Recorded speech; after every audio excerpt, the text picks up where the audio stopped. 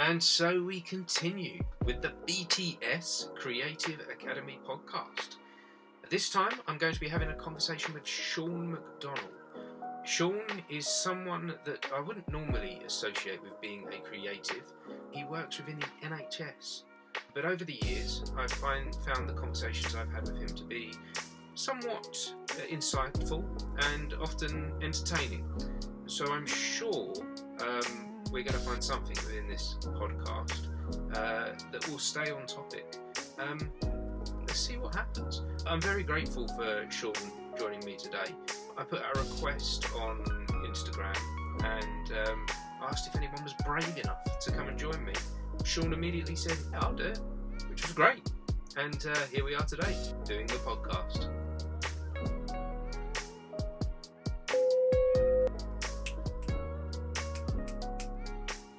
Okay, and we'll begin. It goes from the clap. It can link the video and the sound up. And oh, okay. I was thinking like if you clap, something then starts. No, it's already starting, but it's to like find the place on the on the sound, find the place on there.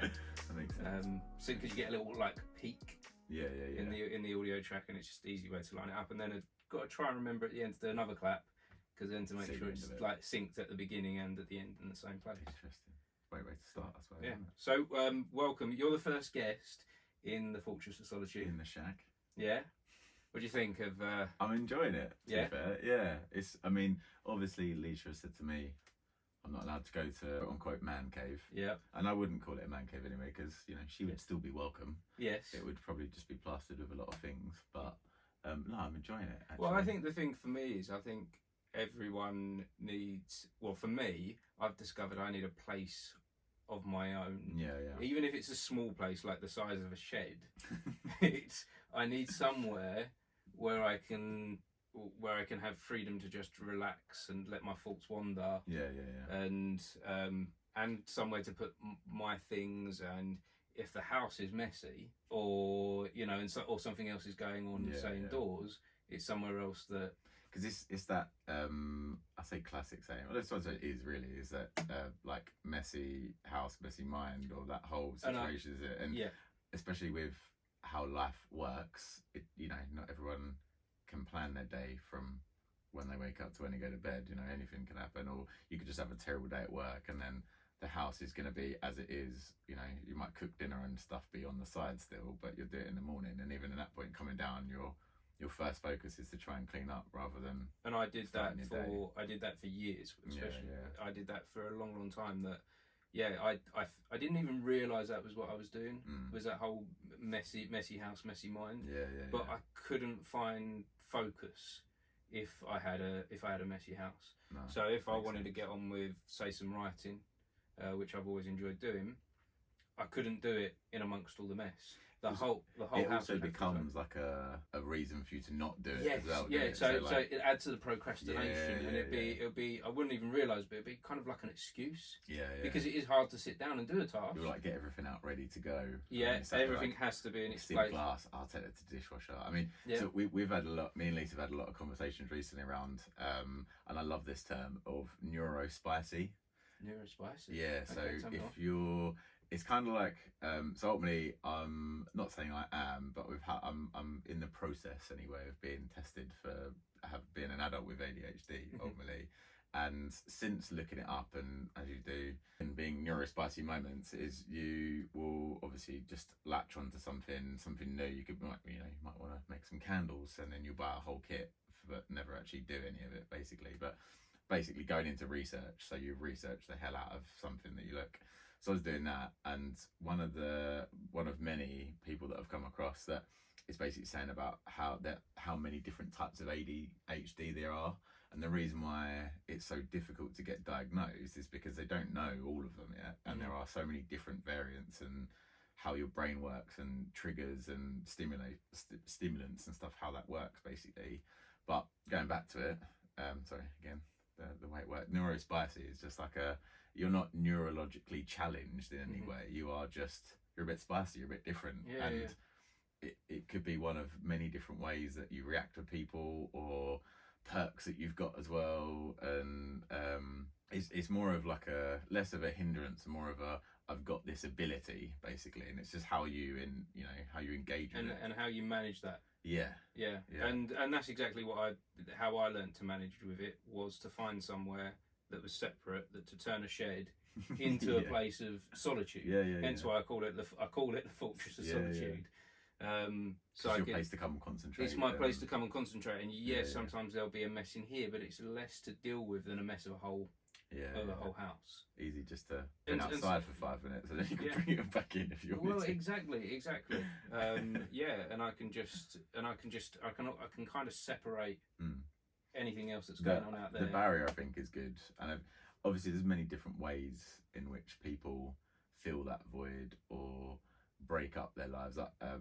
You've probably heard me and Liz talk about it loads recently, because we have been, but it has been a saving grace, especially for me, because like with way the work's been and everything over the last couple of years, I've found it really difficult to like pull myself away from work and then actually have a way to release all the negative energy or just how I'm feeling and everything else. And what is it you do for work? So I work for the NHS basically. So I manage recruitment, temporary staffing, tenders, a lot of stuff, all to do with resourcing. Basically, that'll be like international recruitment, and again, all staff groups from porters through to clinical directors and doctors, and basically anybody who comes into a hospital, temp or perm, will be within my team's remit myself. So, but obviously with COVID and then trying to get him back into BAU and then strikes and everything else as well. I think since day one of me starting, I think I joined in August 2019. So I think I had about 6 months or so until they were like talking about COVID, and then 7 months till we were in COVID, and then it was just dealing with that, and then obviously trying to get out of it, BAU, and then getting everything back to normal basically. So, but going back to it, I think the break for us has been we started going to CrossFit. Okay. So something that initially scared the crap out of me, I would say, because I was like, a lot of these people that I've ever seen at CrossFit, they always look like they've already got it. Yeah. Don't they? So you go to something like that, like I'm feeling a little podgy. Any advert, it's all like it's all like the fittest, henchest man. Precisely. And I think even the competition, women, like the world competition they do, it's like the fittest people on the planet, the fittest men and women. And obviously doing it myself and watching the games they do and stuff, I'm like, 100%. If anybody else can beat that they would only be like an Olympian or whatever. So that for us has been our break. So we've kind of got very much into my hoodie, I've got a CrossFit hoodie on basically. Right, okay.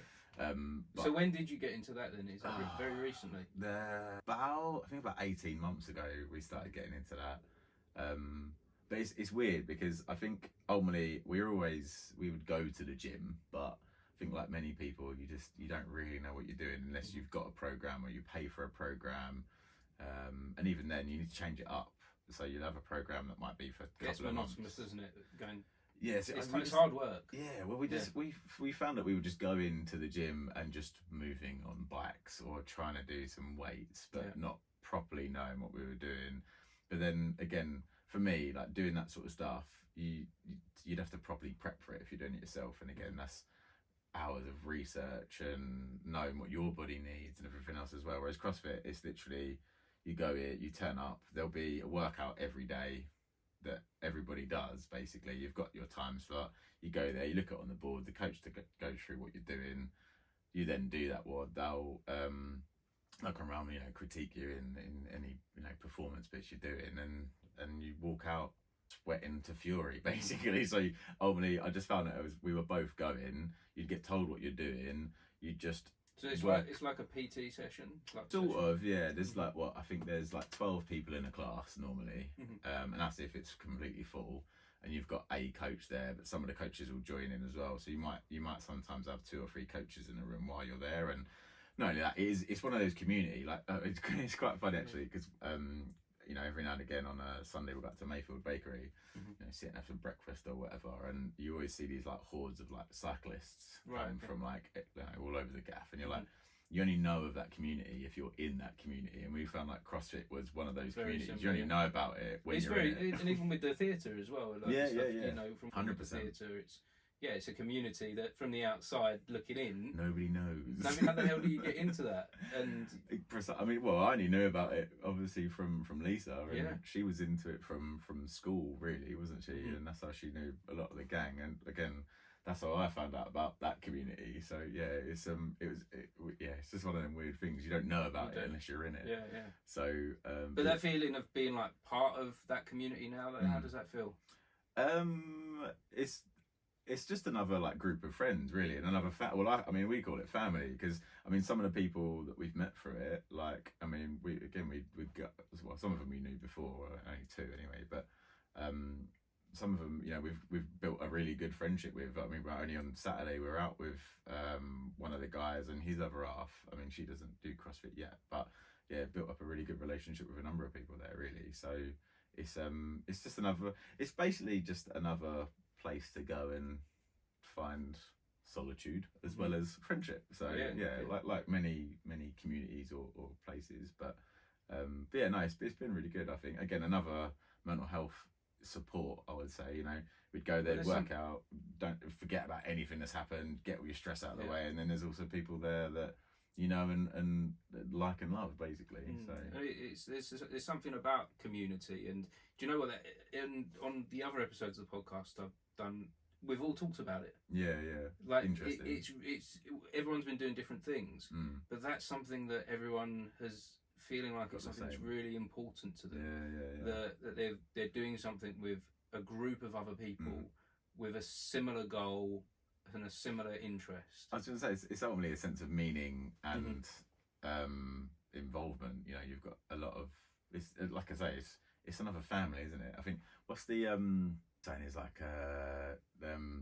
like blood's thicker than water, but it's like ultimately it's just saying that you don't need to, like, you know, your family should be closer than your friends are ultimately. But I also prefer it when it's like you have a relationship with the people you choose. So it's like, you know, any relationship really, whether it be wife, girlfriend, you know, whatever the title people would deem it, but like you are likely to be closer to your partner than you are a lot of people in your family, really, because although your family's your family, it's where you've been born and bred from and raised or not sometimes, depending on the person's situation, but you as a person will choose the person you're going to be with, choose the friends that are around you. And I think something we've learned over the last number of years really is around being quite particular on that, because you've got such toxic people, relationships and everything else, and I think if you separate yourself from that, you end up being like happier ultimately. I mean, loads of people talk about it, and again, other podcasts like, you know, Joe Rogan and all that sort of stuff,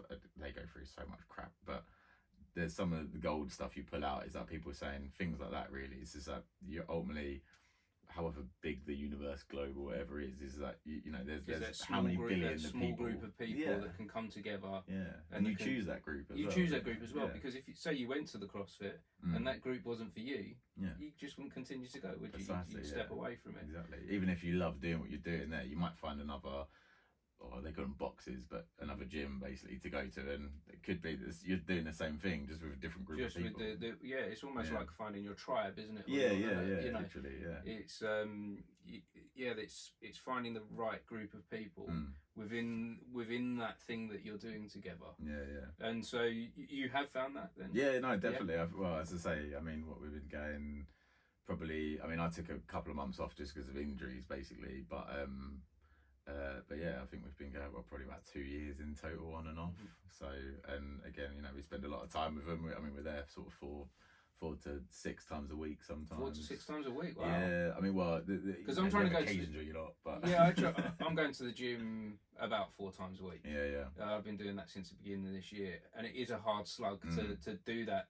But it's like a solo thing that each day I'm going to myself, right, I'm going to go to the gym today. I'm going to go there and I'm going to do X, Y, and Z and be there for so much time. Do you find like that at that point you're like, oh, I've got to go. I said to myself, I've got to go. In the beginning, it's like the push. It's right, I'm going to get through this push. And I do feel like 6 months in of this hard push of doing it, now I'm sort of like hitting this like, oh, can I be lol. bothered? Yeah, I feel a little bit like maybe, you know, I've got to start bringing in other elements like my diet and things like that, not just the gym work. Because I, you know, the podginess is still it's almost like there was an initial bit of like weight loss, initial little bit of toning up, the stress impact, and then it's kind of plateaued, and it's like, oh, like really, is this worth it? Like 4 times a week and all this effort. And I know it is long term for my health. Yeah, that's something that's really important. Good to be moving, regardless of what you do. Of what you're doing, yeah. However, you're really kind of selling this idea of doing it with other people. I mean, I'm not gonna lie, I've been such an advocate of it since hand, and it's like. And in case anyone does listen to this, you're not here to actually sell. No, generally not. No, I don't have any stake in it whatsoever. No, it's just something that's come in and made an impact. To be fair though, actually, the guy who owns it, you probably want to talk to, right, Dav. Basically, he was on. EastEnders for years, as I think it was Raj. Right. Okay. He was on Dancing with the Stars. Like he's quite a you know, an acting celebrity really, but he's also ripped as fury. Like the dude is in immense shape. Ultimately, I mean, you know, he also doesn't drink, which again, it's different for other people reasons really. But you know, everyone's got their own what they do and don't do. But it might. I don't know if that would play into it or not. Actually, whether he would have a few beers if that would change. But yeah, no, he'd be a good person to link up to. Okay. But no, yeah, I mean, ever since we've started, but I think it's purely because it's been so good for my mental health. Likewise with Lisa's, that we've been so positive around it, and why we like telling people about it. I mean, people that know us are probably sick to death of us talking about fucking. How would you feel about other people you know though coming into your community? So like I turn up there on Thursday night in your community. Yeah, like, it's like, what are people doing here? This is our thing. This is why I think I talk about it to anybody really, because regardless of you know, your community is still going to be your community regardless of who's in it, because you know, you can all enjoy being there, but you might not spend as much time with people from that community as you do others. I mean, we had like we did a Christmas do every year, and I think the first time we went to it, there was like the first 30 people that walked through the door. I was like, I have no idea. I've never seen these people in my life. And then, but because you all log your results and everyone sees everyone's results, you can kind of give each other like fist bumps on the app they've got and stuff. Like tell, you know, comment and be like, well done or whatever. But there was like so many people walking out. I was like, who the fuck are you? Like, I don't know who you are. Like, you never come to our like 5:30 or 5:20 class. And then I was saying to one of the owners, and I was like, who are these people? And I was like, these are like the 6 a.m.ers, the people that come in the morning. And I was like, oh shit. There's like a whole, again, every time slot's got their own like community ultimately. Right, and you know, you only see them if, you know, they come on a Saturday when they're not normally there, or if you go in the morning and you don't normally, sort of thing. So where is this place? This is even funnier actually. Go on. So, you know, the old Polecats. So in Harlow Town Centre. Yeah, in Harlow Town Centre, right, the old strip club basically. So it's in that. That's no way. Yeah. Is it still set out like a strip club? There is still signs on there that say Polecats. Yeah. But it's one of them like grit and grind sort of looking places. But yeah, it was always a dark and like Polecats 20 years ago. Yeah, I only used to cycle past it to school. Yeah, going to school from where I used to live. There was always when I was at school, there was always the story about there was a kid at another school managed to sneak his way in there. Oh really? And what, like while it was open, and he'd got like he was like 16, so like not, you know, but when you're 16 you start to look a little bit older, don't you? Yeah. And so he had a little bit of stubble and everything, and he got in there one night and he was having a good time. I bet he was. until he saw his mum in there. His mum was one of the dancers. Oh, so you know, but not that. It's a job. I'm not putting the job down. No, not at all. You know, I mean, yeah, seeing your mum is got to be pretty scarring, regardless of where we're at. But yeah, I mean, you see it quite a lot. There's, you know, especially in America, like some girls make so much money from doing that. Like, part of me was like, I want to do it. Like, you can get your own OnlyFans. I was about to say, obviously, OnlyFans, and this is actually where it's something moved to really now, hasn't it? Yeah, massively. And I've tried to convince Lisa, not for her to do it. Right. Obviously. Okay. I was like, this is well, this is... not OnlyFans, but there's one called Feet Finders. Yes. I don't know if you've heard of this. Yeah. Because there was this guy I was watching on Instagram, and I I think it just came up on my like reels as like suggested stories, and I just found them hilarious. Basically, it was just this kid with like a plug-in speaker on his phone, and he was just going up to people and be like, "How much money's in your account?" And they would like, some of them might answer, others might not. And so many of these girls are like, "Yeah, I got like 30 grand," or like, one of them was like 500,000, and he was like, "What, just right now?" And she was like, "Yeah," like pulled it up, showed him on the phone, like, this is my account, and he was like, "Fuck me, like what do you do?" And like, a lot of them were like OnlyFans. The one that had like 500,000 was just like feet finders. He was like, what do you actually do on feet finders? She was just like, people might send a request in, but she was like, 9 times out of 10 I'll just take a photo of my foot. Could be in any scenario, could be like with a bit of like, I don't know, underwear near it, or it could just be like while I'm on holiday, like next to a beach. People pay like 30 quid for it, or $30 or whatever. And then she was like, you get some other ones that are like, put your foot in mayonnaise. So it'll be like a personal request. But she was like, some of them will pay like $500 for like a photo of her or a video of her putting her foot in some mayonnaise. And I was like, if only I didn't have terrible rugby man feet, like I'd be into this. And then maybe there's someone out there like, if anyone out there likes man feet, I mean, like, hit me up. Yeah. If you don't like, straight cut nails. We'll add a link.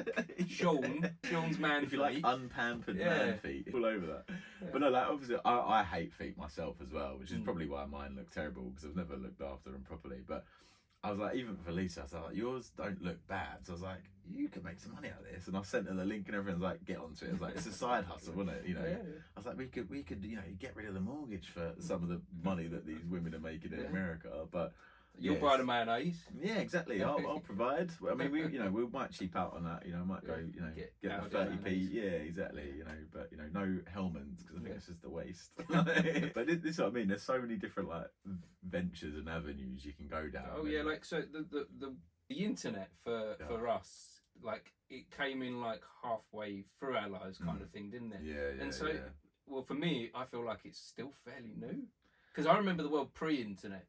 I mean, a bit of both, to be fair. Yeah. I think I was, how old was I? I can't remember. I remember when I think I was in primary school still. So how old are you in year 6? Right, okay. Like 11. How old are you? I'm 32 now. 32. You are a bit younger than me. So yeah. So and for me it was like when I was leaving school, like 16, 17. Yeah. But I still have that memory of like, there isn't that. These side hustle things aren't going on like they are side now. Hustles would have been like plastering. Yeah, exactly. You would have done a trade. Doing a boot sale. Yeah. Like so many boot sales. But cause... and that is still a good side hustle. Oh yeah. Boot sales, Yeah. To some, we've just talked about my toys that I've been picking up on boot sales. I know. And you can get some of those down to, one of those I got for 50p down a boot sale. But I bet if you went online, it sells on eBay for 25 quid. There you go. Leonardo. What I mean, classic. Yeah, classic Leonardo. Yeah. I mean, 50p. Who was a purple one? I can't remember. Donatello. He was my favourite. Yeah, I used to love that one. Well, any of them, to be fair. But again, that's the thing. Like, you can pick up any. Like, I see a couple of weeks back there was a guy who went on. Not Road Traders. Like, what's the road show? Antique Road Show. Okay, yeah.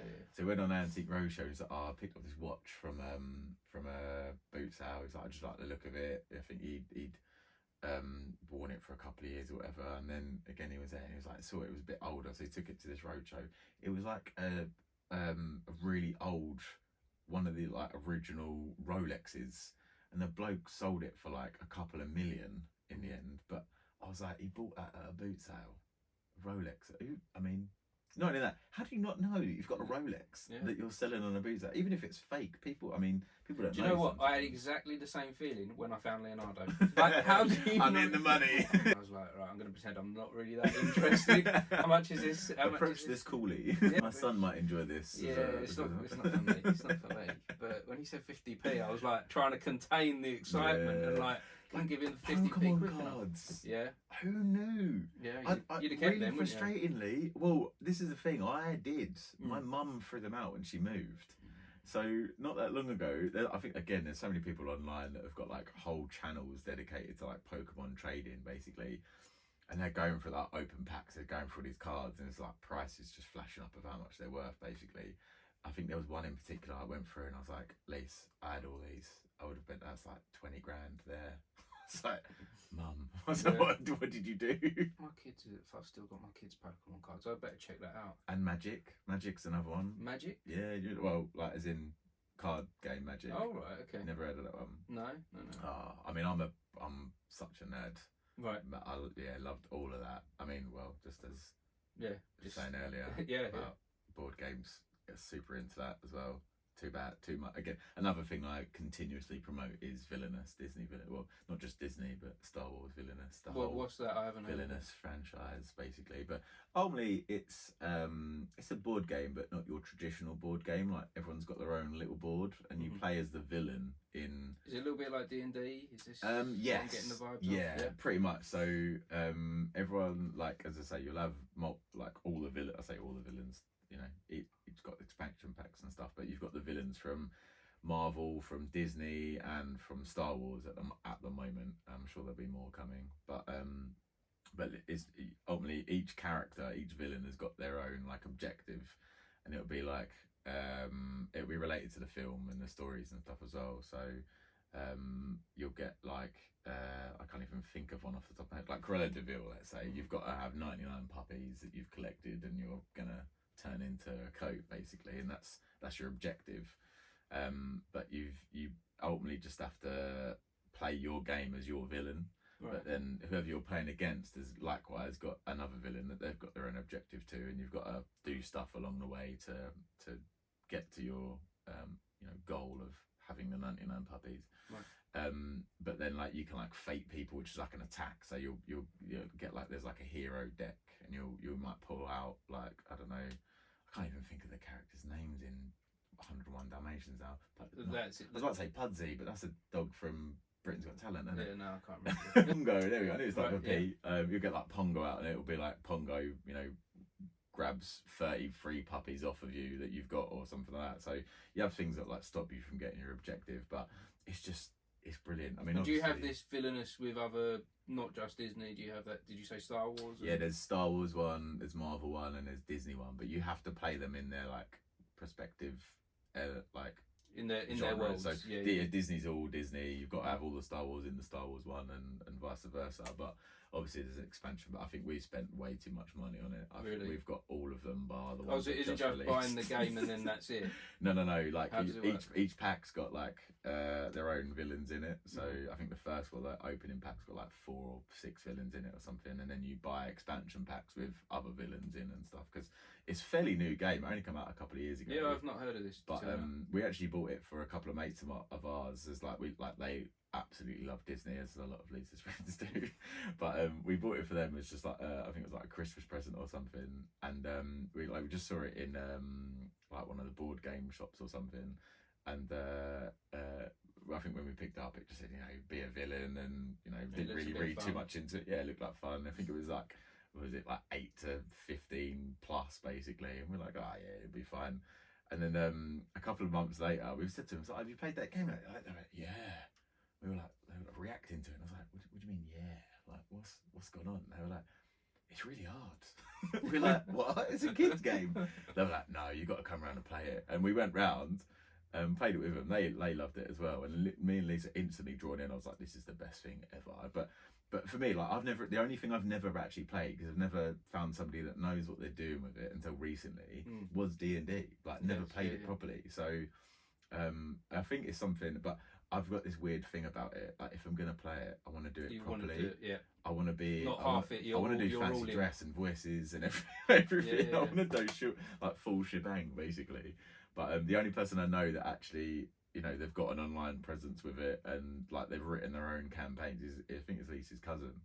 So I was like, right, you need to hit me up. I was like, we need to have like, I want to get a few people together and we're going to do it basically. So I think he like sent me all like the script sheets and like to make your own character. And so have you played yet? Not yet. No, yeah, it is to come. But I think again, you need to find people that are into it as well, didn't you? Really. And I went to a D&D night that wasn't.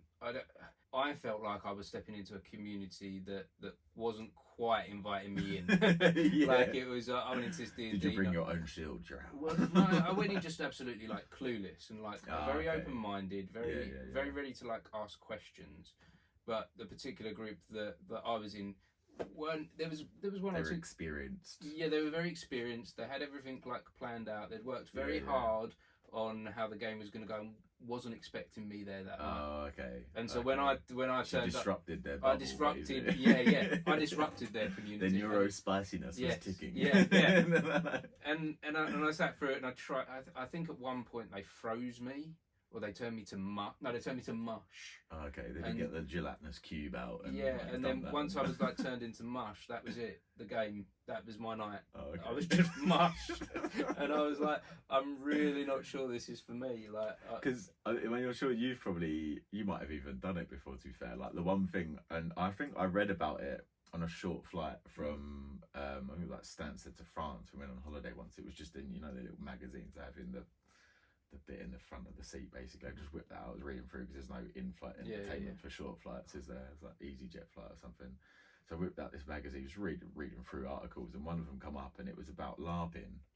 And I'm sure most people have seen Role Models, the film, right? You've seen it. Great film. Love Sean Liam Scott as well. That was like his last great film, wasn't it? Yeah. He kind of disappeared after Well, that. He had I don't know if it's like, the same time. He had the ice hockey one. Goon, yeah, Goon. Absolutely love that film. It's one of them like great shit films. You can watch it countless times. It's not amazing, but it will bring joy or some form of entertainment, basically. But yeah, it was it was a great film. Right? Again, great. I mean, who thinks of a truck as a ball that mounts a statue? And actually, that did make me want to do LARPing, and I was very much like here in the UK, that kind of thing doesn't really seem to happen, does it? Not as much as I know, anyway. I mean, I've not looked into it properly, but when I was reading through this magazine, and I think this is what then blew my mind. I was like, this is how big this is. I know, they love it in the States, and they have all these conventions and everything, but they were talking about like Europe, well, I'd say Germany, but like a lot of European countries in general. But like some of them have like built or made these their own communities that have all gone into like GoFundMe's, and they've like bought like whole grounds and castles, like old castles, and then turned them into like LARPing school, and they'll do like annual events, and like thousands of people from all over the globe come, and they'll do like a full scale war as a LARPing weekend in these castles. I was like, this sounds fucking epic. Yeah. I just wanted to go and watch. I was like, how do I get involved to just go see what happens, not even take part? But I think, like many people, when you get you then be like, where do I find Sword and Shield? Like, how do I become a mage? Like you want to then form your character completely. Yeah, massively. But I wouldn't know where to start. But I mean, in this article anyway, because it was really quite funny. They were saying about how it's one of them communities that, unless you've gone all out already, like they don't want to know you. Like if you turned up in like cardboard box. If you turned up just there to ask questions and kind of. Well, I don't know how that would go, but I think if you turned up expecting to be involved and you've literally just went and got a fancy dress costume, you've got to go, this is what I'm going to do, and commit to it. Some of these people were saying like people have created like multi-million-pound businesses by creating or making gear for people. Yes. And like it would be like, again, anything from like Iron Man suits that work to just like really cool like Assassin's Creed type gear, or like Skyrim stuff, like all this weird and wonderful things that, again, if you're gifted in terms of how creative you are, or arts and crafts ultimately, then you can make a real fortune from it. But I think what I'm discovering as an adult as well is that I spent a long time thinking that I had to grow up. Yeah. And I was like, so many people have told me to stop playing games. Yeah, and like there will be out there, but there will be people out there that will say to me, grow up still. But like that's like the worst. Like, why? Like, do you think it's because they're afraid? Because you're still creative. I think it's because it's like drawn out. It's pulled out of us at school. And through as we go through like the education process, and then we're like, right, we've got to get a job, and we've got to go down this road of like, there's all these things we've got to do. But within that, where do we fit play? Within that, but like Heath Ledger comes to mind straight instantly when you said about that. With like, why so serious? Yeah, I know it was a character he played, but again, why? Yeah, just because you're an adult. I mean, ultimately for me, Step Brothers said it perfectly. Like with the night vision goggles. why didn't we have these when we were younger? It's like, it's even better now we've got them when we're 30 because you can go more places with them. Like, you can get in a car and travel somewhere, whereas you can't do that as a kid. But no. But that, that's how I feel. It's like, why have you got to be so serious? Why have you got to? Yeah, you've got, you have responsibilities as an adult, and you've got to make sure that you and if there's things you want in life, you've got to work towards them. Yeah. But in the bits in between, you can have fun. Yeah, exactly. Yeah, and the most fun I think you can find is within that play. Is within that, if you find that D&D or that LARPing or if you're doing theatre, whatever it is. But going back to that play that you did as a child seems to make people the happiest, doesn't it? Like, I think there was a statistic around like dementia, right? Which obviously is unfortunately taken a lot of people, and my grandma being one of them as well. But like, something that they've mentioned around it is that engagement of your brain. Ultimately, unless you've got a real boring, monotonous job where you're doing the same thing day in, day out, you're not really, engaging your brain or anything like that. Like, it will be difficult, but you can still keep it active in other ways, can't you? In terms of like playing games or many things. But they were saying about it is just keeping your mind engaged, because you get to a point where if you're just getting up, watching TV, eating, going to bed again, you're not keeping your brain active. You're not in the neurons connecting and all the rest of it. But it's around that element of being creative still, and that could be anything from like a colouring book, like something so simple that keeps that going, or all the way through to RPG games or LARPing or whatever it will be. You're being creative still, and that goes back to being a child. So it is that child element that I think everyone needs to keep in them to be creative, because that's where you also, when you're a kid, you learn what you like and you don't like.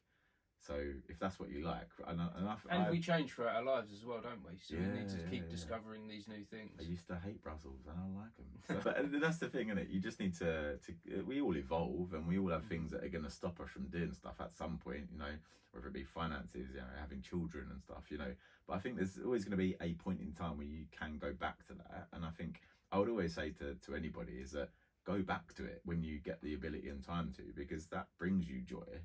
And even if it is like you've had to stop because you've got children, you want your children to enjoy what you do or experience what you have as well. They might not like it, and you might still force them to try it a few times, but it's just because that's what you enjoy, and they might even find that they don't like that, but that's something similar, and you can still engage with that. I think that's what I found with I'm going to talk about my daughter again. She gets annoyed if I talk about her too much, but she also gets annoyed if I don't talk about her enough.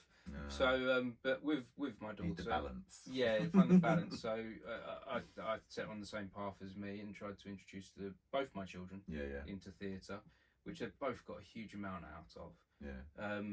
But are they still both offshoot, doing it now, or sorry, are they still both doing? No, so my son's not pursuing it any further at this point.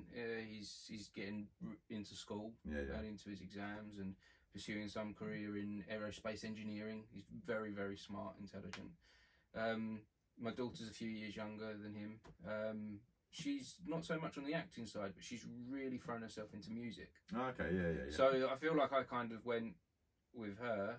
Here's a bit of a path, and then she found her own way. Yeah. So I found like a direction that she could. What's instrument or instruments? Yeah, it started off with drumming.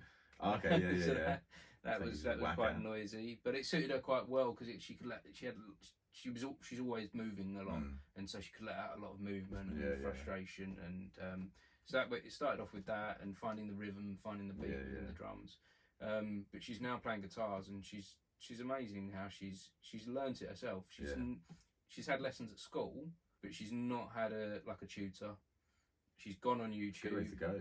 Yeah, she's gone on YouTube. She's downloaded documents and things, and she sits there in her room just practicing all the time. And she's really thrown herself into finding her own way and finding her own sound, I'd imagine as well. And it's all through initially just giving them that. Oh, I'm into this. This is work for me. Yeah. Let's see how that helps you. And then with my son, very much helps him with his confidence. Yeah. I don't know many 17, 18-year-olds as confident as he is. Oh, good. He can talk to anyone. He can stand up on a stage I think especially for his age group as well, because especially with a lot of like the work we're doing at the moment, it's around like engaging schools, colleges, universities, and trying to obviously make them aware that the NHS isn't just a doctor or a nurse. Ultimately, you know, there's I think like 350 different types of careers, as you know, on average within any one hospital. So it's like you don't just have to be a nurse or a doctor to work there, basically. But one thing we have found is confidence is a massive thing. A lot of them, even work experience, will come in and they're just heads down.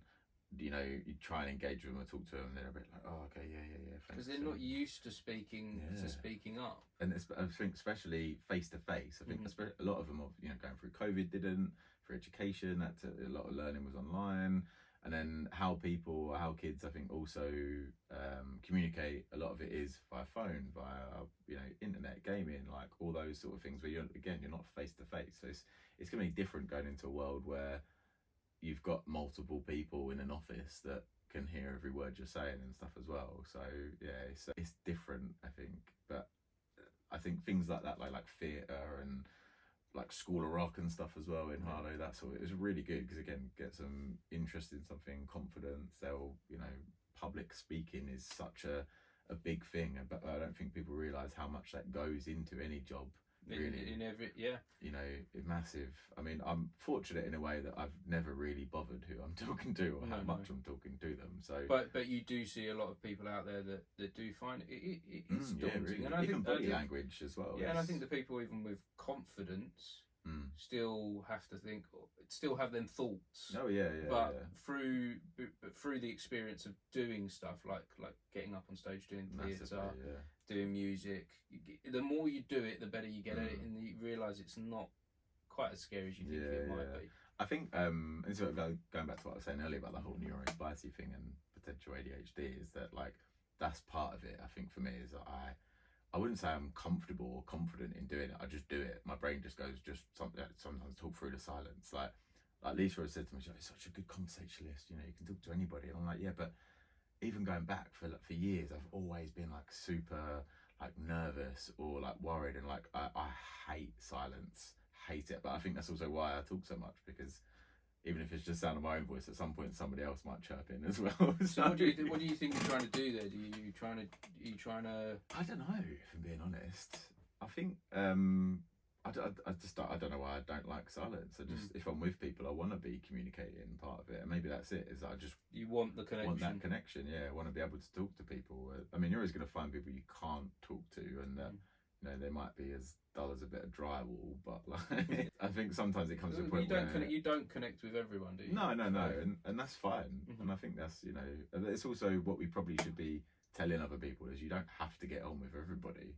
You know, it's, you know, you can be nice and courteous but not have to talk to them all day, every day, or have a relationship with them. You can just, you're right, yeah, good, thanks. Oh, how was your weekend? You know, well, you know. Yeah, maybe don't worry so much in the conversation what the other person's going to give you back. You just worry about what you're going to give. That's the thing, and I always go for it. Like, always remember, like, what's the next question? What have I got asked next? Just to try and keep something going, because it's not necessarily that I think I want to talk so much. It's although it probably doesn't sound like it now.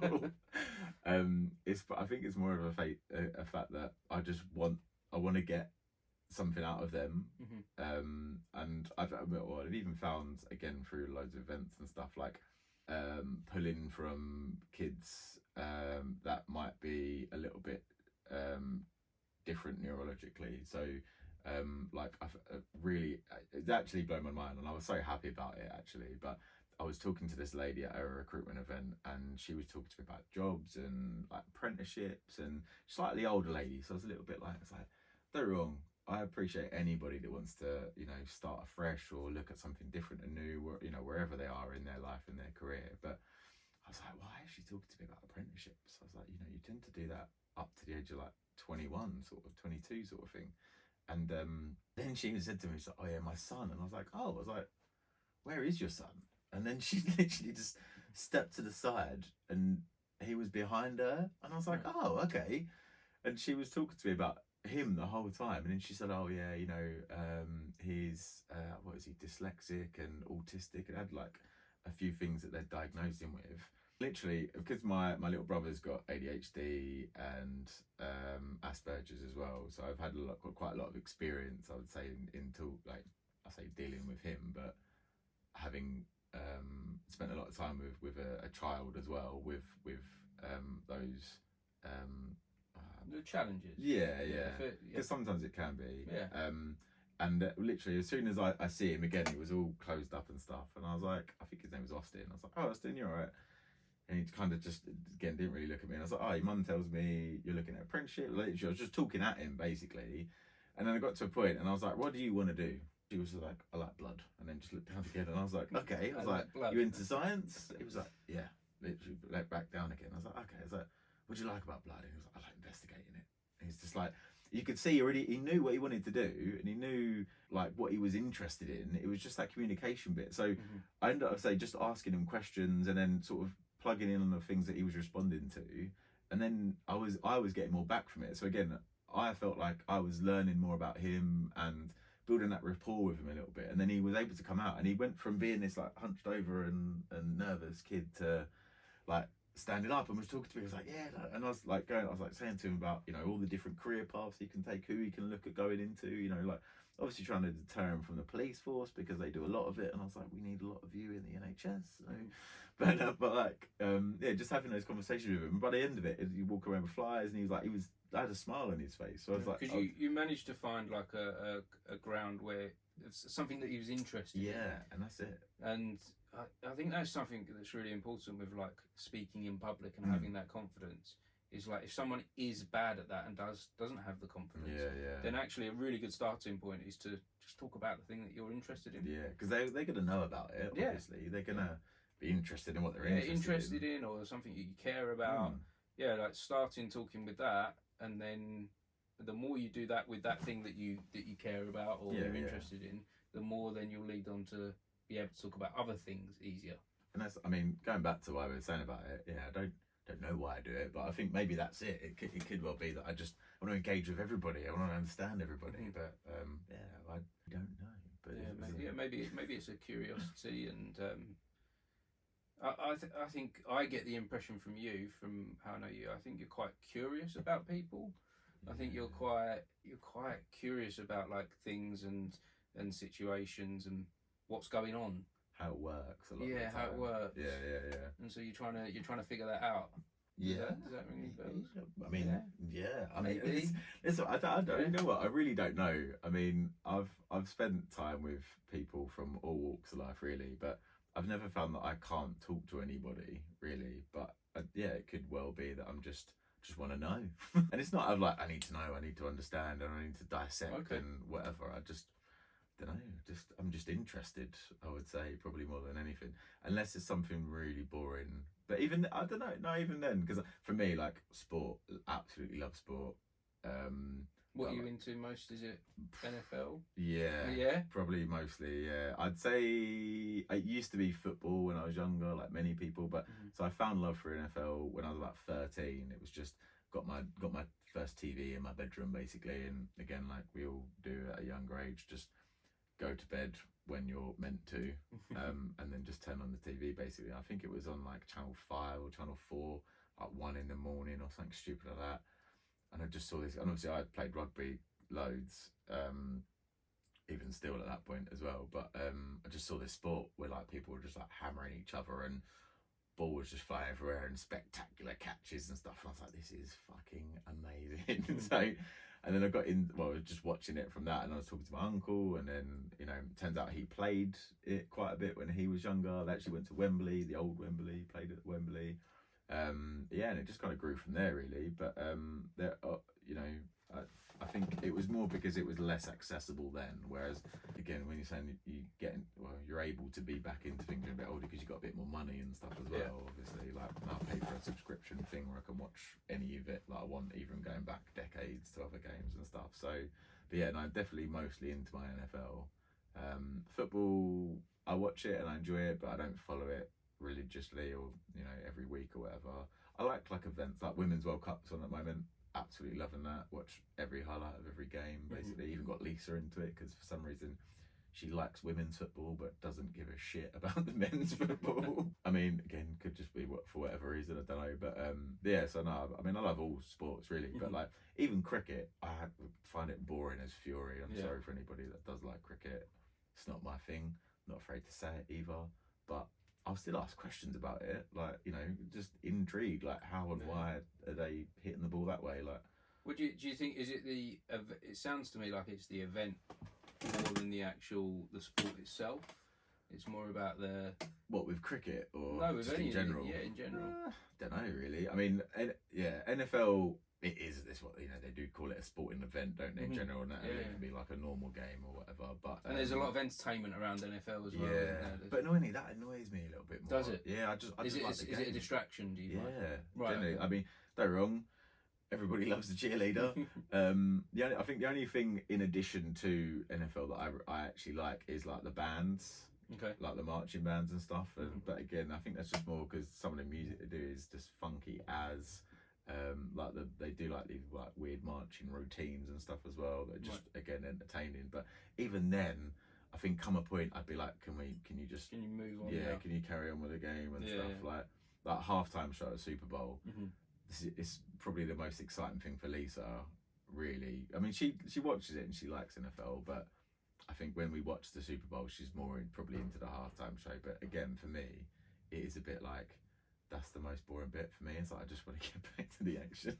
It's like, show me the game, not anything else. But yeah, so I don't know, maybe it could well be the spectacle of, or the event of, but I mean, I'm trying to think of anything else I've been to see really. Ice hockey, that was great as well when I was in Canada. Yeah. No, that interests me. Ice hockey. I've always just through Mighty Ducks. That's where my interest of ice hockey comes from. Mighty Ducks. I loved that film growing up. My uncle's just. In fact, I need to revisit it. I haven't seen it in a while. Well, I was gonna say, haven't they? They've done a few more since then. I think they did a series recently. They did like a return, or was making a return. Yeah, that rings a bell actually, but. I don't know about you, when they redo some stuff, I'm a bit like, It never hits the nostalgia thing, does it? But do you think they do it for the nostalgic purposes, or is it because they think they just might make some money out of it? I think the studio is doing it because it's a safe bet. Because is it though? But is any? See, if you think of it from like the studio's point of view, that they've got this money. And they can either put this into a new idea that sounds really fun, but it's completely new, never been tested, or they can go to something that's been tested, made money. It's an investment, isn't it? Well, where you're going to put high risk, high reward, isn't it? Really. So that's what a lot of the problems in the world right now with the whole studio and AI thing, and they're essentially just going, look, it's all about the money. Because I mean, a good mate of mine met through CrossFit. He's an actor and he's done some cool things since he was on Gangs of New York, not Gangs of New York, Gangs of London, sorry. Did an advert recently for was it World of Tanks? Right. There's like a game online. I think it used to be on like Miniclip, but there was Miniclip. It was like one of the first online gaming websites, basically. He was actually saying to me about it at the weekend. To be fair, around a lot of contracts that they for, like, you know, mega stars, especially a lot of contracts they're doing, it's got in there that anything related to that film, like as an example, Tom Cruise Mission Impossible, if they were to do a Mission Impossible in like 50 years time, they could use CGI version of him in that film, even if he's dead, basically. But part of it for me and that I really don't understand is, like, so many films have been made by new actors. So if it wasn't for the actor being in that film, the film wouldn't have done well. It wouldn't have been the hit it was. And, you know, so why revisit something with the same actor? Just because you know it doesn't mean the film's going to be less good. And it also, I feel, it makes the film. I feel like The Flash was a really important movie this year. What, the new one, the recent one? Yeah. Loved I feel it. Like it. Absolutely loved it. Well, I loved it. However, here we go. The AI interpretation of dead actors, Christopher Reeve in particular, and George Reeves who was the original Superman in the black and white Superman. there is at no point within any contract that they signed in their lifetime allowing their image to be used in that way. Yeah. So that means though that probably a family member has had to go. Okay. Within Christopher Reeve, yes, the estate of Christopher Reeve would have signed that off, and they'd be making money from that. George Reeves, the original Superman, has no family and no estate. So they've just done it. So that person, that actor from, that's 80 to 100 years ago now. Yeah, about 80 years ago now. Surely there's got to be some thing to say that they've got to get. No one owns his likeness. It's not within any contracts. No one's going to stand up to it because of that as well. Yeah. But it asks a question of like, is that right? So that we can take someone's image, someone's likeness. It's not right. Well, in my opinion, so I was about to say it's definitely not. But there's no backing to say. No, so it's almost like, what is the worth of our image? What is the worth of our voice? Yeah. It's almost saying nothing. Basically. Because we will do what we like with it. It's real sad, isn't it? But I mean, like, and the other thing. Sorry, this is something that I recently feel quite passionate about as well. Like, Christopher Reeve's estate may have said yes, but But they would have got money for that as well. Yeah, but having read Christopher Reeve's bio and seen lots of clips of him online over the years, I've been a huge fan of Christopher Reeve as an actor and as a person. I know that he would never have agreed to that. Yeah. He would have never sold out. Which is sad, yeah, but I suppose there's little you can do at that point, isn't it? Because you've been, just like at some point in time, your kids in the future will be signing off if you were to. Yeah, and I guess anything. So okay, so yeah, in that is what it is. In that sense, if I leave this one day, I'm going to leave this earth. And my kid. Well, I don't know. Yeah. AI and robots maybe I'm not leaving. If I happen to, like the majority has, if I happen to be like the majority, then yeah, I suppose that I would want my kids to have a say and it to be up to them, or even their kids, or. What about would you ever sign something to say that they can't sign off that to happen? So if it got to that point where somebody wanted to use your image or voice or whatever for whatever reason, and I'll say that's that within at that time, nobody, no descendant of mine has the ability to sign off for anybody to use my image, my sound, my voice, whatever. Like, I guess if you, by choosing that, it gives it a higher worth in that time, in that moment. But would you though? Depends what the project is. So would you put like stipulations around it then, like it had to be a Z if I was to be used, otherwise yes, because there was an episode of Black Mirror recently that not seen this. Have you not seen this? No, none of the Black Mirrors actually. It's on our list of like things to watch. Oh, okay. Next. I'd say for me, I'm a sci-fi fan. Yeah. Grew up watching The Twilight Zone. Yeah. Very much into sort of short stories, and it's got horror in there as well, and yeah, I really enjoy Black Mirror. For me, it works perfect as a sci-fi and horror fan, and that history of growing up with the Twilight Zone. It works perfectly. It's a modern day Twilight Zone, and it does a really good job of reflecting the current society. And the way things are moving forward, and then twisting them and giving it like a dark take. But there's an episode in that where it's about actors that have signed off on their likeness, but they didn't read the small print. And read the small print or the key fact sheet. And essentially, and I won't give any spoilers away, but essentially, no one's happy. No one's happy with the outcome of having signed away their likeness. Yeah, I suppose because at that point you're leaving it to the imagination of whoever's doing whatever they want to do. And literally whatever they want. Graphically wrong. And you don't know as well. You think how the world has changed within our lifetime. Yeah. You don't know how the world is going to change within 100 years. No. And do you really want to be used in a way that doesn't fit your values? I suppose it depends on how bothered you are by it. By the way, there's a contract here for you. I was going to say, I haven't actually signed anything yet, so what have I not missed? Where's the small print? I suppose it depends on on you having a value, because there are genuinely some people out there that literally could not give a flying fuck. If they made money from it, they would do whatever it is you asked. I'm not saying that's everybody, but there are people out there that really don't care. If it makes them famous or makes them money, they're going to do it. And that could be anything as well. Yeah, and I guess then I'd hope for people like that, they'd get to some point of asking that question. Yeah. What is my value? Yeah, that's a really important question. What is my value? Yeah. What is it? Is it just about the money and the things that I'm going to experience and that's it? I was about to say, or is it more than that? Yeah, I was going to say, because we always think, when we think value, we think financial, don't we? We think gain, we think profit, whatever that would be of value. But value could just be, you know, using your image to promote something. You won't get anything from it, but you're putting your image against something that is valued by people in terms of opinion or, you know, political standing. Well, that's it as well. So it's not just like as in a product. Yeah. Like, say for instance, the product of In the Flash Superman is a product. Yeah.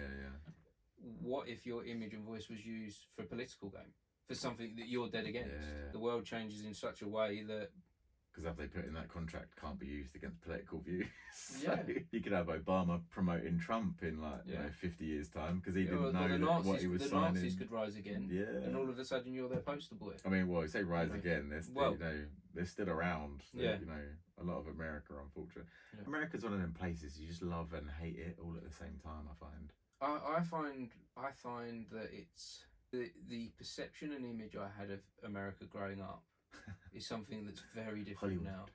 Well, yeah, the movies taught you that it was this shiny place where dreams can come true. Yeah, there are values there, and as you've got older, the reflection that we're getting of that now is that those things weren't quite true. Yeah.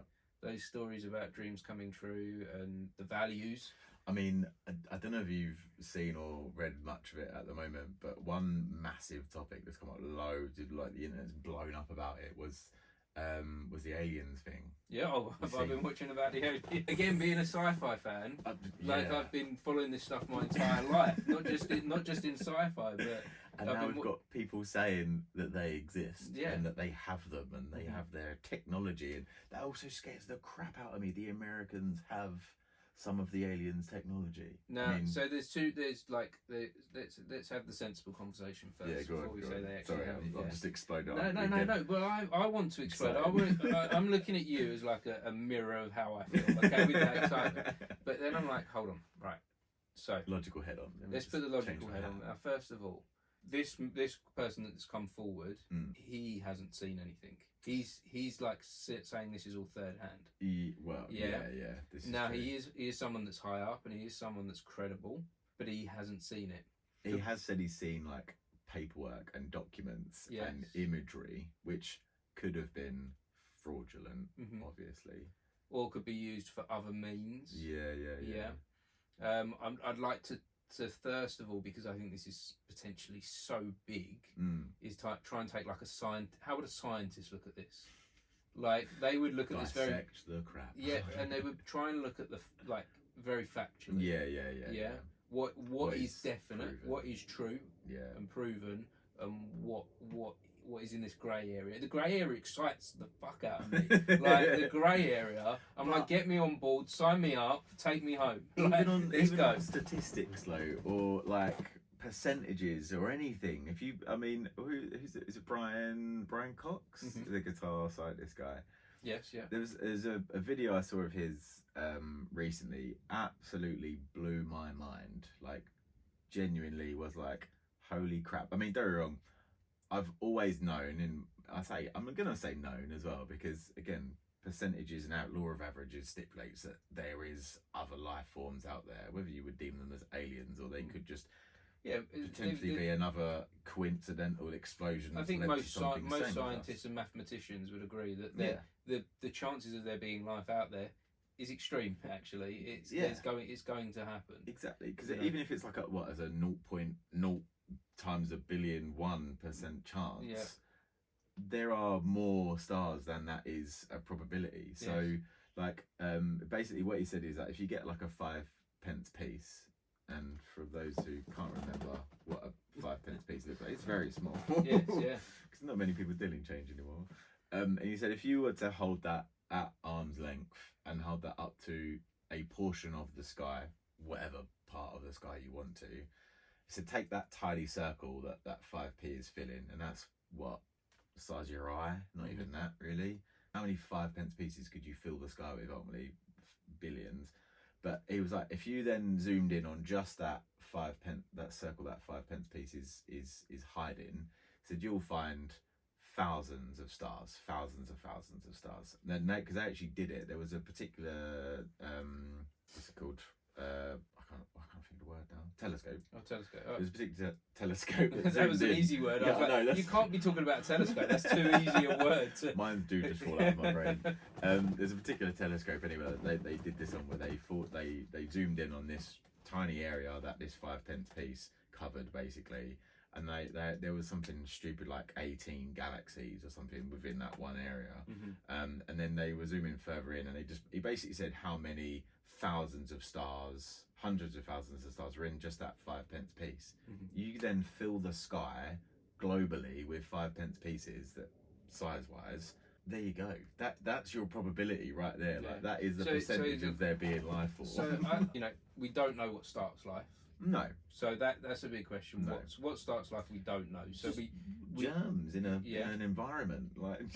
but even that before the germs, we don't know what starts that. So we don't know so atoms, that's a good one. So we don't know the difference between where it goes from like atoms to life. So that's the only bit that's kind of like, there is still a little possibility that it's just here. But I'm convinced there's life out there. Has it visited us? Is it coming to us now? That's the pyramids. I think is a great topic, because pyramids, and how the fuck do you get a 40-ton brick? And every explanation, up a hill that big. Well, the latest explanation I saw on that one is that they built these riverways and they floated them into position. What? That high? Yep.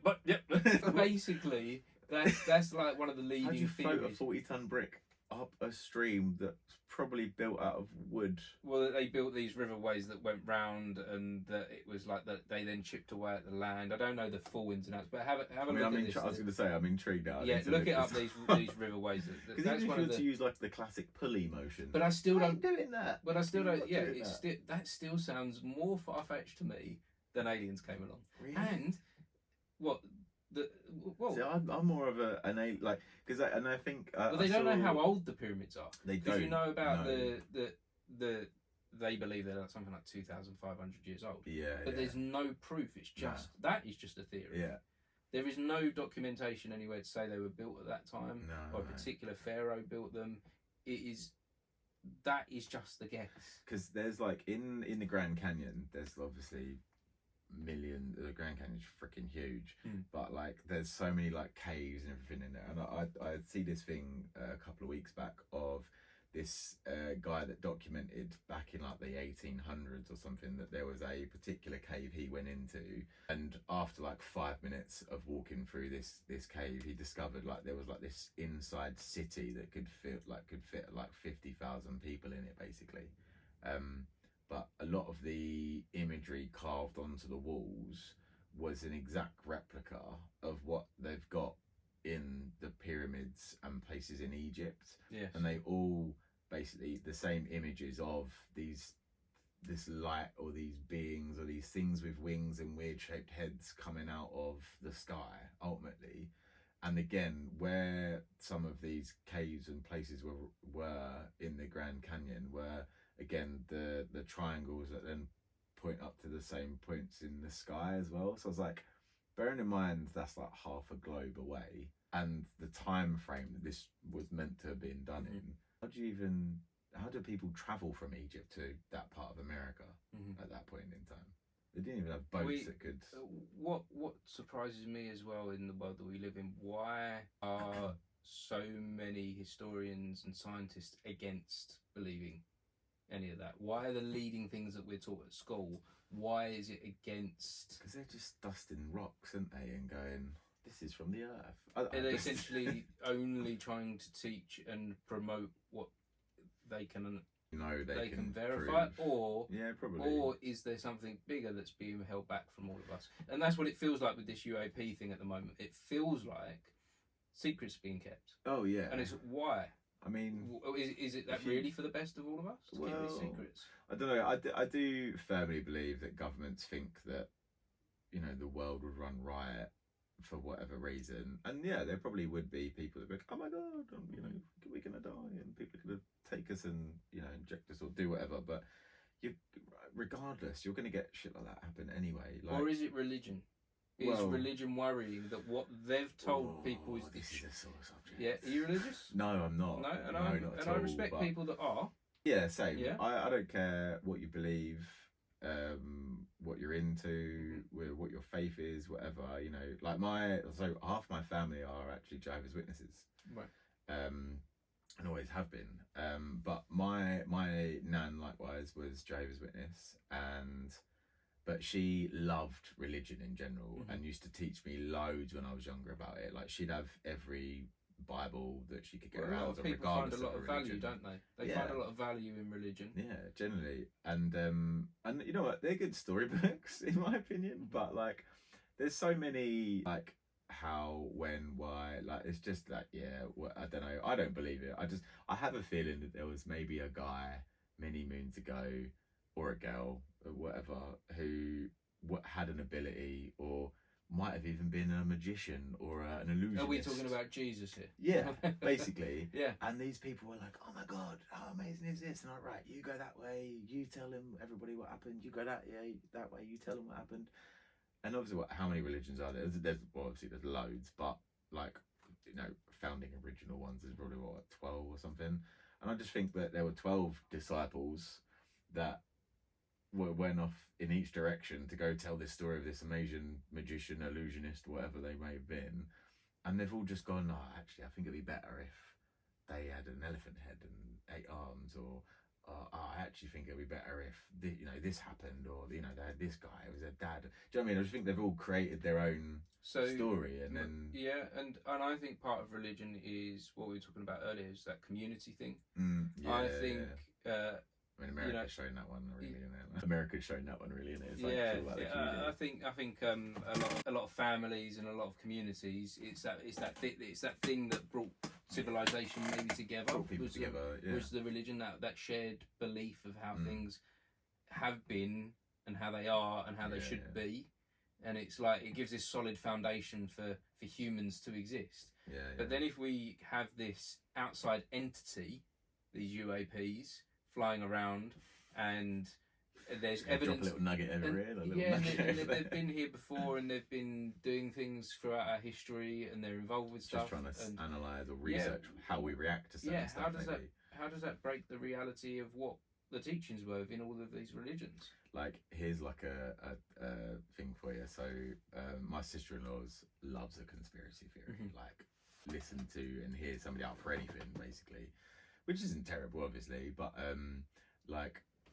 when you put it into this perspective, ultimately, it's like, could it be like COVID, as an example, was an alien experiment? They're like, oh, wonder what happens if we just drop this in, like, China somewhere. Yeah. And then they said they'd do that, and then obviously see how we react as a society, as a dish, wherever it is we are. And then obviously that's how. Yeah, again, I'm just proper spitballing, by the way. But, yeah, I know. Do you know what I mean? You don't genuinely. Should we just put that out there, just in case? We are all marbles. You don't genuinely believe or have any evidence that aliens started COVID. No.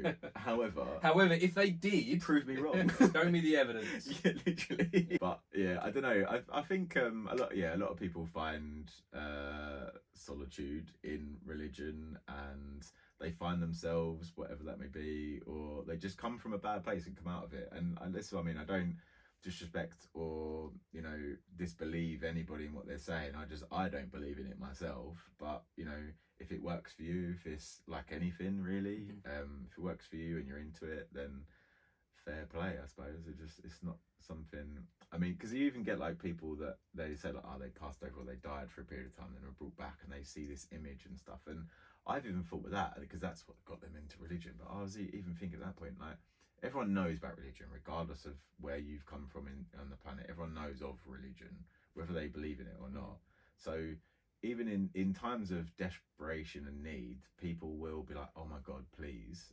And even if they don't believe in God, they're still saying that. But I think it's just because religion is so huge on this planet that come those points in time, you aren't really looking to another being. You want something that isn't on this planet. Yeah, something that's higher power. Higher power than yourself. And like I think even if you do pass over and you say you've seen this angel or this lady with wings who's come and gracefully taken you off or whatever, but then you come back, I actually think it's just your brain going to that point again of like I'm dying, and so this is what I think is going to happen. Do you know what I mean? So because everybody's like vision is always different. Yes. So if heaven was the same, I mean, it often is Christianity, but if everything was the same, they'd see the same woman or person or being, and they'd see the same place. They wouldn't see something different. Mm-hmm. Like people have seen fields, and people have seen mountains, or people have seen a woman, people have seen a man. Like it's your own interpretation, I think, at that point in regards to what you see at that point in time. But I just think it's because regardless of whether you believe in it or not, you know about it. So come that point in time, you're going to react like you might do in a, let's say you're in a burning building or something. Oh my God, please God, like save me, even if you don't believe in it. Having had an experience. Yeah. Like that. Yeah. I've had an experience really? like that. Yeah. I did not know this. No. This now is interesting. Yeah. So I've had an experience that I am still trying to understand. So before I talk about any of this, disclaimer. I have no idea what I'm talking about. Okay. All I can do is relate. Oh, what happened there? No idea. That did make me jump like. Is that the universe saying stop right there, Martin? Stop right there. Something just basically a bag just fell from nowhere. Onto the for anyone listening, just fell. I have no idea where that bag was. I was about to say, was it even there before? I mean, I can't really see because there's a light there, but yeah. Okay. Anyway, back to this juicy. So I'm going to stick with it. I'm going to stick with it, whether the bag was a warning or not. I'm going to stick with it. But I had an experience. Okay. How'd it come about? How it came about? Well, I accidentally ate a substance that I shouldn't have ate. I didn't know what it was. Interesting. That substance sent me on a very bad trip. Okay. Yeah. I'm with you now. Yeah. Okay. I'm understanding. And that journey started off quite, having not known what I'd taken. Yeah. Started off as a big worry and I thought I was dying the way my body started to feel. It was very scary in the beginning. Lots of thoughts racing through my mind. I thought I needed to go to the hospital. Because I had absolutely no idea what was happening to me. Only on review had I realised that, like the following day, I realised what had happened, the mistake that I'd made. Did you know that substance you were eating had something in it? Oh, you didn't? No. I had no idea how. Did you find out after what it was? Yeah. Are you allowed to say? Or? No, let's leave that out. Sorry, again, my curiosity is just. Yeah, let's leave some details. I was saying earlier, I just want to know. For other people's protection and things. And do you know what? If anyone does listen to this, the curiosity of them is going to spike on. Yeah. But let's just try and keep it simple. Sorry. Okay. Yeah. Basically, so I was very, very worried, very scared. Thought I needed to go to the hospital. I had no idea what was happening to my body. Called my parents to come and look after me. As you might do. Yeah. And what was interesting, that moment of feeling like my brain was telling me I was dying. My body was telling me that something is seriously wrong here. Yeah. I just needed to be with my dad. I just needed to be with someone that I trusted. Yeah. There is no part of me that at that moment he was the one person that I knew I could trust to look after me. I needed to be looked after. Yeah. And he's getting older now. My parents are getting older, so it was actually quite unfair that I did that. I'm an adult. I shouldn't be calling my mum and dad up in the middle of the night saying, "Save me." You never However, got a parent though. Exactly. I would want my children to call me if ever they were in that situation, and they would have been upset if I'd not have called them. Anyway, definitely. My dad did take me to the hospital. Okay. As soon as I got to the hospital, the bright lights woke me up a little bit, and I was Yeah. like, I don't want to be here because I feel like they might commit me and they might keep me in, because my brain was going to very, very dark places. My dad said, okay, we'll go home, we'll rest at home. Went back to their house. Yeah, yeah. Went back to my child's bedroom, laid on the bed. Probably And a lot of lights and colours. not quite yet, still the worry. So much happened to me in this night. Yeah. To tell you the full story, we would talk for 100 years. Interesting. Yeah. Laying down on the bed, I started to go in a place that I can only describe as hell. And I thought I was honestly going to hell. I remember saying... So, sorry if I'm getting really into it, by the way, but so where were you mentally when this was going on? Yeah, I'd come out of quite a dark period. Gemma had cancer. Yeah. And she'd been going through chemotherapy. Yeah. Gemma's my wife, and she'd been going through chemotherapy. It was... And you were still processing that, like... Yeah, so she finished that, and death was on my mind a lot. Okay. Because I thought that was very close. Yeah. And so I was still struggling with that at that time. Because I always have this thought process, but it's how I've always sort of saw it, is that again you'll go where you are mentally at that point, regardless of whether there is nothing there and you are just plodding along, and you can be happy, you can be sad.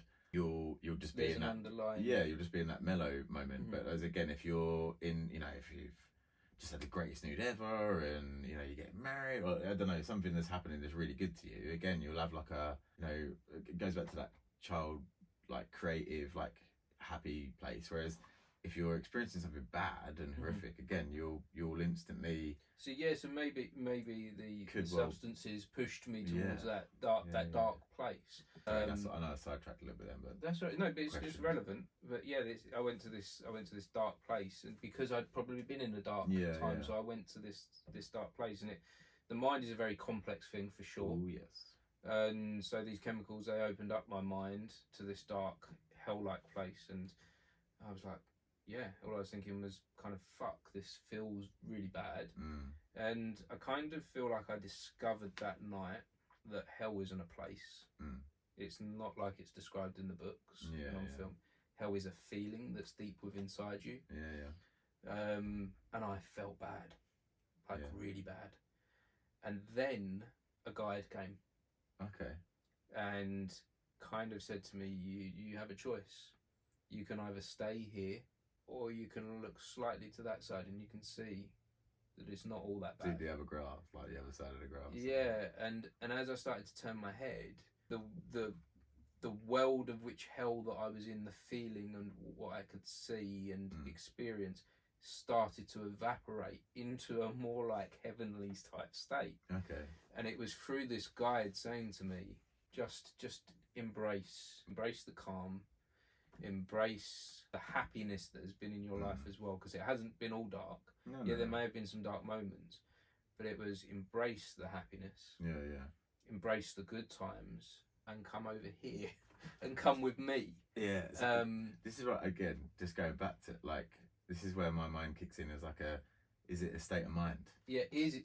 So if it all disappeared and turned into this good, the guide is just that it could be your conscience being could be the conscience. Your body's telling you you're in a bad situation. If this carries on, you might go into like heart failure or whatever.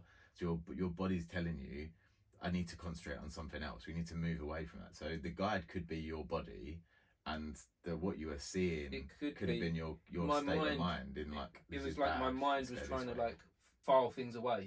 These are your bad times. But these are your good times. And like experience, it was like I got this lasting kind of message from this bit of the journey that was like, embrace the good times. You're gonna keep having bad bits, but the more you embrace the good bits, that maybe when it is the end, because I also got this in there, that this isn't the end. That when it is the end, you'll fit into whichever side you embrace more.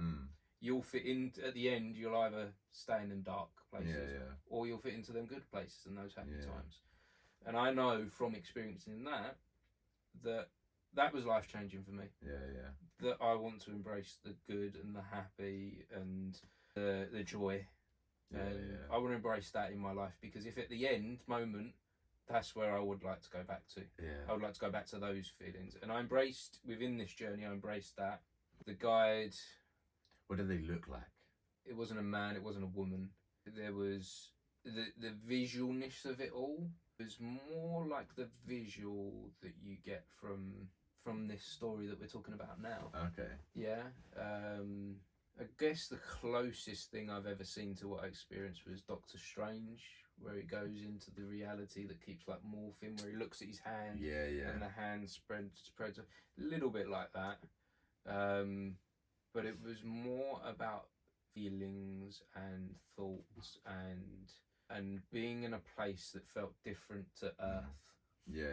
A realm.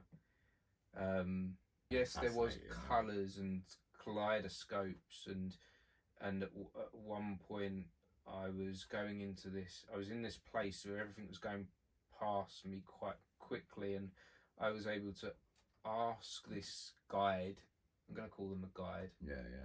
And I think they took many forms within the journey. I'm going to ask this guide everything. Everything. Like, I'm going to ask him every question. From 24. From the pyramid. I'm going to ask him about the pyramids. To I'm going to ask him, are my kids going to be okay? I'm going to ask him, did I do wrong at this point in my life? Why did I do that? Why did this person treat me this way? Why did that person treat me that way? Like, literally, I asked every question that I could have possibly had from the moment of birth. Okay. And this guide had a very calming. They answer everything you asked? And they answered. Okay. Wow. They answered. Every single question was answered. Every single question was both negative and positive. When I say everything was answered, I don't have the secrets of the pyramid. But everything that mattered. And one of the things with my kids, when I remember, that was one of the questions that I strongly remember saying, my kid's going to be okay. And it was this message that was given to me about your children are like seeds, and you've planted them seeds. And you've watered them, and you've watched them grow, and they started off as tiny little flowers, and now they're developing into these strong trees. And you gave them the roots. And they're there, and they've got their foundation, and you don't need to worry now. Where that goes, that's their thing. That's their thing. But I don't need to hold that as a worry that weighs me down. Because them roots are strong, and I only have to look at them to know that's not. That they're strong. And I continued on this journey up until, like I say, I can't go through everything. No, clearly, because it's like you asked everything. I mean, but this journey essentially ended with me coming to a point of like a black hole. Okay. And he said, now's the time to jump. Find out. Jump. And I was like, jump into what? To really know. To really know what it's all about. What was that? This again, my mind goes. Was that you like telling yourself to let go? Because if you're jumping, you're going into that freedom, that unknown. Like, let go of it all. Just freaking jump. Just jump. Yeah. Very much. You've gone through all of that. You've asked me every question. You've seen both sides. We're coming out the other side now. Like, that's a really good assessment. So, because it was. And the questions then started to become, am I dying now? Is that death? Is that black hole death? Am I going to jump in there and literally I'm dead? And everything's gone. Out of all the questions you've asked. But what side you're going. And I know I'm in the black. I go in the black hole. I no longer exist. And the message, don't worry about that. Your time is to go now. But it's also saying, don't worry. Like, the don't worry was a big message. Obviously, I've repeated that quite a lot in the storytelling of this. But just jump. And I even remember like a chanting of like a crowd, like go, go, go. And like it was like Roman, and it was like echoing, like go, go, go. There is nothing left to do now but go. And I remember kind of floating into the black hole. And then you wake up. No, that wasn't the end of it. But I remember this state of nothingness. Okay. And I remember, it's almost like a blocked memory now. Okay. So I remember coming out. Yeah.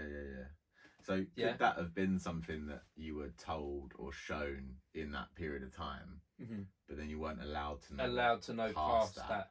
Because that might be why you're feeling differently since that point. Oh, I feel like a completely different person. Now, I'm not saying that everything in my life, I'm not going to start advocating taking substances because not everything in my life is fixed. No. I think that there is the danger that our minds are so complex that some people might get lost in the darkness. I think that is a really big, huge possibility that worries me. And people do. Yeah. Genuinely. Yeah. So I'm not... I got benefit from that night. Yeah. I got benefit from that experience, but I don't know that everybody will. And I... Because I think strength internally is always going to be an element to it, and what people can handle. Yeah, and you found that, and like I was saying about my children, have got. I would like to think they've got a strong foundation. Yeah. Some children might. Some Anybody, people might not have strong foundations. So I'm not advocating it at all. No, I'm not saying that this is something people should do to fix their problems. Yeah. However, it went a long way into fixing mine. Yeah. It went a long way into putting the past behind me and starting afresh. Yeah. And taking everything that's happened in my life as a journey to where I am now and to move me forward. Yeah. It was a turning point. Life. Which is, it's odd but good all at the same time, isn't it? Like I love all this sort of like. And do I want to believe that this was like. You know, you're taking quite a scientific approach to it in your question towards me. Or was it spiritual? Was this, did the chemical, because I've done a lot of research into it since, because I was like, after the next day, my dad said to me, your eyes are wide open. Yeah. Like, you look more awake than I've seen you in years. Like, not wide open that there's a problem, you just look awake. Yeah. And I felt awake. I felt refreshed. I felt like I could breathe. And I felt like I'm saying, could this be because you were carrying a lot? Maybe. And then this was like the moment that your body allowed you to like dump it all, and then kind of like start afresh. Like a reboot. Yeah. A reboot. Yeah. We say to if the computer, maybe we treat if a computer's playing up, we reboot it, don't we? Yeah. But maybe we need a reboot every now and then, and maybe using substances isn't the best way for everyone. But maybe everyone should find some way to reboot. I think there's a lot of, especially now with like certain substances becoming legal in countries. I think there's a hell of a lot more research into a lot of the benefits of certain ones, and multiple really. But I always go back to like Buddhism, things like that, which are a little bit different to normal in terms of religion, but a lot of it again is around like peace and equality and kind of just taking love in life, and that could be from the blade of grass that is there to I don't know, a lion or food that's been created and stuff, and it is just around enjoyment ultimately. But they use loads of different substances. You go back to like original tribes back from decades ago, and again they're the same.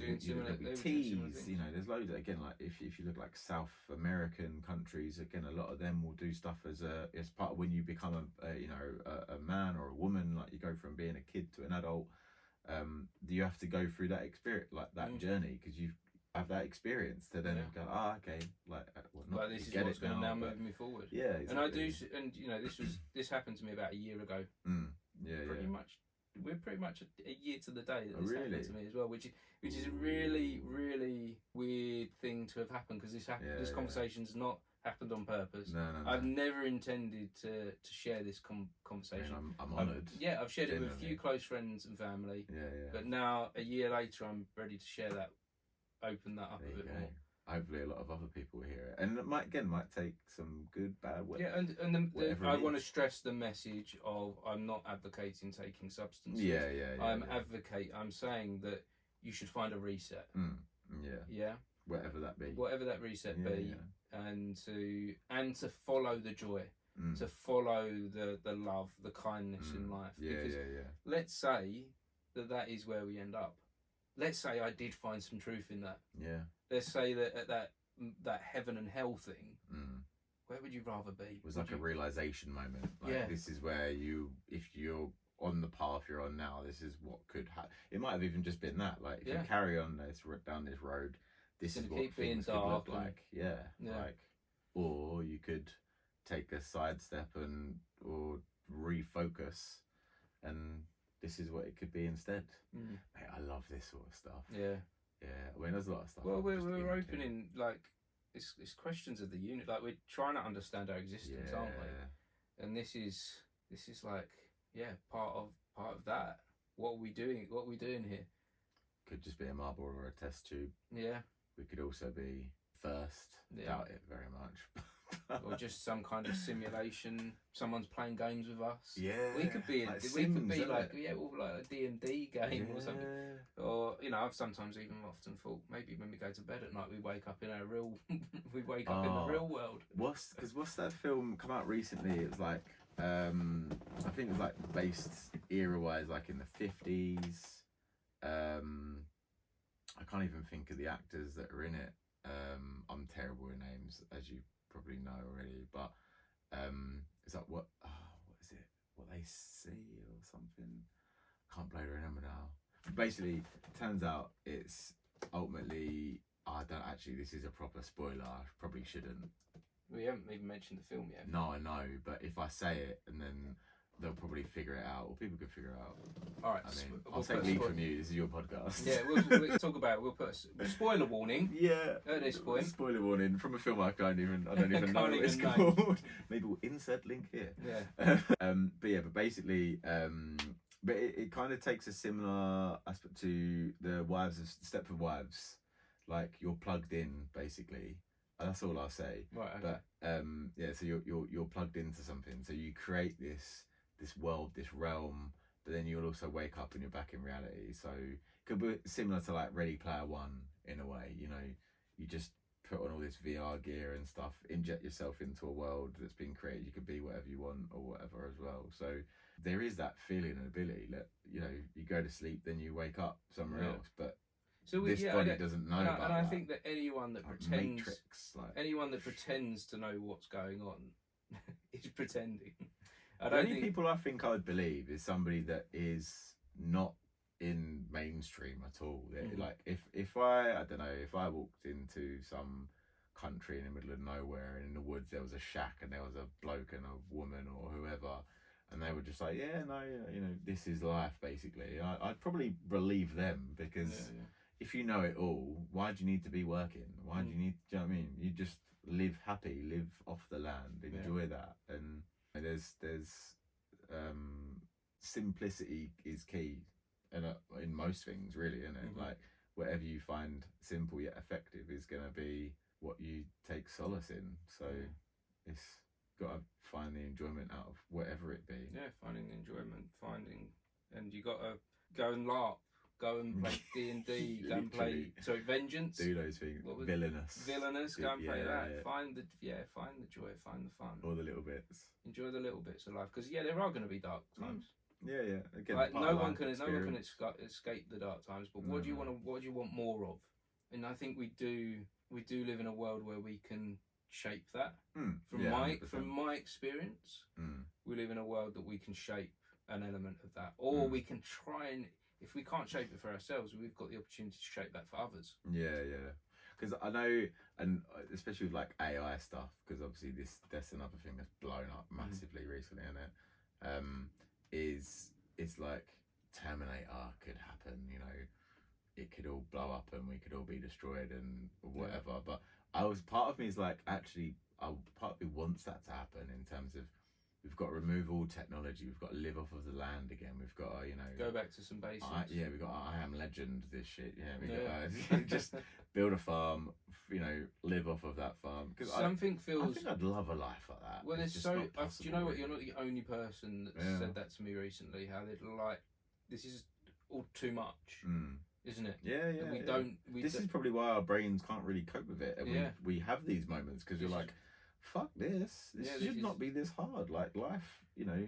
There seems to be worrying about so much all the time. Yeah. All the time. No wonder like some kids are, you know, struggling so much because it's too much pressure at such a young age as well now. And I don't think social media has helped. Like, great documentary to watch actually is the Social Dilemma. You ever seen it? Yes, yeah. I mean, every tech giant that's ever lived, you know, created Facebook, Twitter, and everything in between, does not allow their kids on a phone or have any social media. Why do you think that is? These are the guys that have created it. So like, if you know, if we're giving our kids a phone and allowing them to have a social media at a young age, like, I think the difficulty that because it's so widespread, the difficulty is with like the younger children is they get separated from their groups. That's okay. How the heck? She can join in. She can join in. Answer it. Hey babe, you alright? Hey Simon, you alright? Yeah, you're on the podcast at the moment. Wait, hang on a bit later. We can wrap this up. Yeah, we can wrap up. We've been going for about an hour and a half. Yeah, you what? I'll message you when I'm outside. Alright, love you. See you in a bit. Brilliant. Love you, bye. So we're leaving that in. Feel free. She won't mind, I'm sure. This has been great, Sean. I really appreciate it. No, you're welcome, man. And like, I've enjoyed it. I'd be honest, this is what I said to you. Well, do you know what? I've been keeping this throughout each episode, some notes of like things to talk about, and I don't think I've opened it once. I did tell you I'll just talk crap forever. Before we wrap it up, yeah, I wanted to ask you: is there anything like in particular that you're doing at the moment that you wanted to talk about, or like was there anything that we haven't talked about that you wanted to talk about? No, not really. I mean, I'll be honest, I did not know what to expect at all. Obviously you were saying pulled you into it. I just thought, you know, I'll help you out. Not, I don't know, because I knew you were saying about people being creative, and I was like, I've dabbled in a lot of things, but you know, I'm not really that creative in terms of. Well, I think you've surprised me today and I think watching this back, you'll go, actually, maybe I am with the things that I do. Maybe, yeah. I mean, I would. Well, and your insights into community are really important as well. Okay. That's huge. I don't know if like you can see like so behind you like I don't. No, these are like my goals, and this is my mountain to climb. Yeah. And that's like a huge thing for me. Is like community. Yeah. And bringing people together. And I mean, it is. You know, thing anyway. It's an important thing for people. I like this. Yeah. So it's not complete the mountain. No. But they're the goals, and that's me at the top when I get there. And then that's the next mountain over there, right over in the corner, is the unknown. Because that's not the final mountain, you know. That's not the end. There's going to be another mountain. I feel like you need a figurine instead of the green drawing man. You need to get some blue tack. Stick my face on there. Yeah. Yeah, I don't know. You can. No, I really appreciate your insights, and I'm sure we'll chat again. No, as I say, anytime. Yeah. Well, like I said, I'm always happy to. And helps you out, gives you. I may even come and join your CrossFit one day. Mate, feel free. Yeah, what's the name of the CrossFit? It's 424. CrossFit 424. Basically, it just all have names like number names, but again, they're on all social medias. I would say to anybody, give it a go, regardless of your current physical state, mental state. It's helpful, and it's good for you to keep moving. I'm trying to convince my mother-in-law to come to do some weightlifting. Like, even Lisa's obviously giving it a go. So ultimately, I think people will be surprised. It's something you can go and you can achieve something, and you can set yourself little goals. It's giving you a lot in life, and see others have that as well. Yeah, no, exactly. And I think anybody can take anything from it. Don't get me wrong, watching the CrossFit Games, which is a big thing. It's like the world championship or whatever, but you might get a bit like, oh crap, like these people are insane, and they are insane, but obviously that's years later and devotion or whatever, which I don't have. I just go because I enjoy it. It's exercise and it's fun. It's good community. So that'll be my plug. I'm sure they'll appreciate it as well, because you've got no connection other than being part of the community. No, literally, genuinely. Yeah. It's good fun. I enjoy it. Alright, we'll sign this off then. Yeah, should we clap? Thanks, mate. Let's clap together. Yeah, 1, 2, 3. Brilliant, thank you. Well, that was Sean McDonald. Thank you for joining me today, Sean. I truly appreciate it. Well, those were some stories I didn't expect to be talking about today. I'm, in a way, pleased that I did. I think it's important that we do tell stories and that we do share our lives with others. It was nice to share today with Sean and with you, with the world. With the world, because the world is going to be listening, of course. None of this podcast is scripted. I have some notes, I have a few questions. I'm curious, intrigued to find out why people do the things that they do. But it is always going to be open, and it is always going to be honest, and it is always going to be unscripted. But I think that's the beauty of what happened here today. I didn't expect to share some of the stories I've shared with you and with Sean today. But there you go, we did, and we'll see how that continues to move us forward. And I hope you'll be joining me soon for the next episode.